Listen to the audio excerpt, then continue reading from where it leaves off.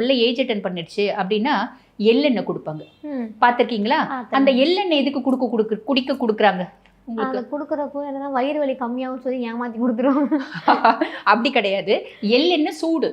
அப்ப எள்ளெண்ணெய் சூடுன்னு போது அது எப்படி வயிறு வலியை கம்மி பண்ணும்? என்கிட்ட இருந்து ஏமாத்தி குடுத்துட்டாங்க. உங்ககிட்ட உங்ககிட்ட ஏமாத்தி வயிறு வலிக்குதுன்னா சரியா போயிடுது. குடிச்சா சரியாயிடும் அப்படின்னு அப்படி ஏமாத்தி சொல்லி குடுத்துட்டாங்க. ஏமாத்தி கொடுத்துட்டாங்க. அது ஆக்சுவலி அப்படின்னா பெரியவங்க நிறைய விதமா சொல்லுவாங்க.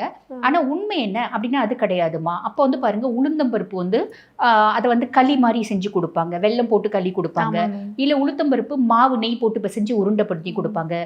வெந்தயம் உருண்டை ம். அப்படின்னு சொல்லுவாங்க. மேத்திச்சூர் லட்டு அப்படின்லாம் வடநாட்டுல ஆமா. சொல்லுவாங்க. அந்த வெந்தய உருண்டெல்லாம் கொடுப்பாங்க. அது சரியா கசப்பா இருக்கும். ஆனா அதெல்லாம் கொடுப்பாங்க. காரணம் என்னன்னா ஒவ்வொன்றுத்துக்கு பின்னாடி ஒரு மெடிசினல் வேல்யூ இருக்கு. ஒவ்வொன்றுத்துக்கு பின்னாடி ஒரு சயின்ஸ் இருக்கு. அப்படிதான் சொல்லணும். இப்ப இந்த எள்ளெண்ணெய் எதுக்கு கொடுக்குறாங்க அப்படின்னா அதுல ஃபைட்டோ ஈஸ்ட்ரஜன்ஸ் அப்படின்ற ஒரு விஷயம் இருக்கு. நான் முன்னே பேசும்போதே சொன்னேன், மென்சஸ் வந்து வரணும் அப்படின்னா இந்த ஈஸ்ட்ரஜன் ஆக்ஷன் இருக்கணும் அப்படின்னு சொன்னேன் இல்லைங்களா? அந்த ஈஸ்ட்ரஜனோட ப்ரிகசர். ஈஸ்ட்ரஜனா வரதுக்கு முன்னாடி அதனோட ப்ரிகசரா இருக்கிறது தான் ஃபைட்டோ ஈஸ்ட்ரஜன். எள்ளுல அந்த விஷயம் இருக்கு. அதனால தான் நம்ம முன்னோர்கள் என்ன பண்ணாங்க, எள்ளு சட்னி கொடுக்கறது, அதே மாதிரி பார்த்தீங்கன்னா எள்ளு உருண்டை கொடுக்கறது, இந்த நெல்லெண்ணெய் கொடுக்கறது வச்சாங்க. எதுக்குன்னா இந்த மாதவிடாய் சுழற்சி மாசம் மாசம் கரெக்டாக வரணும் அப்படின்றது. அதை நிறைய பிள்ளைங்க குடிக்க மாட்டாங்க. ஏன்னா குடிச்சா ஒரு மாதிரி வரும்.